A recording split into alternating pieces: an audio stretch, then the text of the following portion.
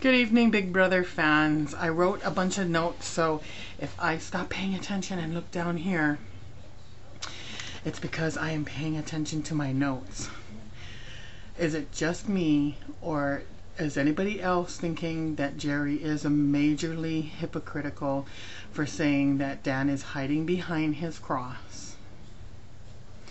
Did he not, in his first week, take off his hat or take off the military to go against his word? I think he needs to be reminded about that.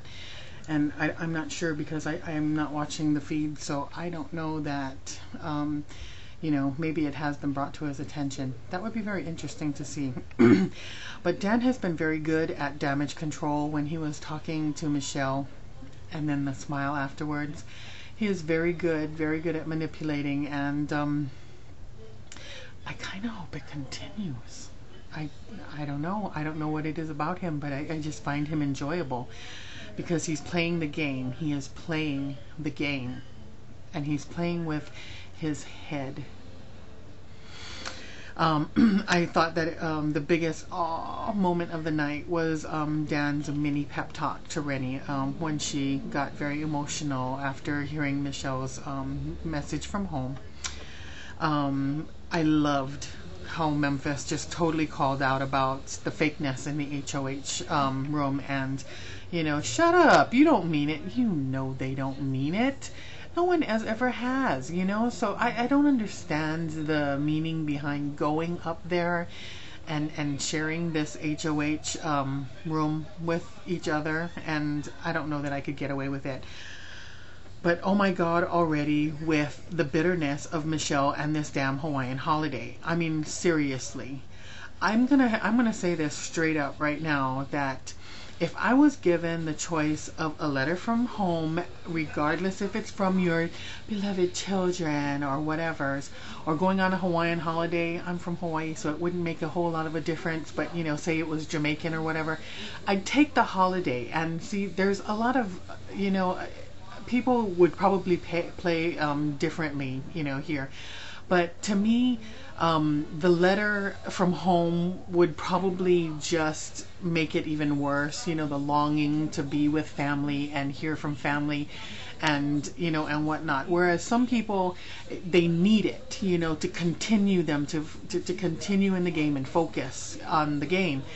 But I'm just saying, for me, it wouldn't work. And for anybody to ride someone for taking this holiday just because it's something they wouldn't do, or, is it because she took her holiday that she's so bitter? Get over it, Michelle. The frickin' holiday's done. Over with. Oh, Lord have mercy. Okay, so when they were playing the food competition, that was just hilarious. I mean, I can't believe that the only people that won was Rennie, and I think Michelle won a feast or something. I don't know. I kind of wasn't paying attention because I was talking through the whole thing, going, first of all, the Chicken George, I'm sorry, but your 15 minutes were so over so long ago. But I'm glad he finally won something from Big Brother. That was funny to be rubbed in. Poor guy. But anyway, when Dan said, when Jerry lost because they were asking if Jesse had been given some magazine cover or whatever's, he under his breath said he's been gone for what, like 8 hours? Hello? People were just not thinking, they just weren't thinking.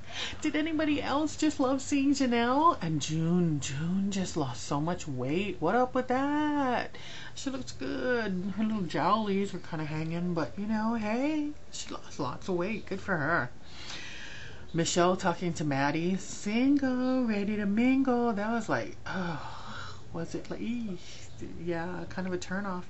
But his comeback with "watch out, Natalie's in the bushes" totally cracked us up. We totally laughed during that one.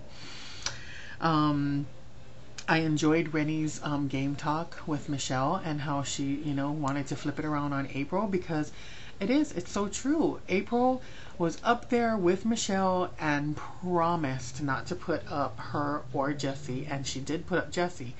even though you always say, you know, he's only up there for a pawn, and my focus and everyone's gonna vote with me that Memphis is gonna be out, she still put him up even after she promised not to put him up.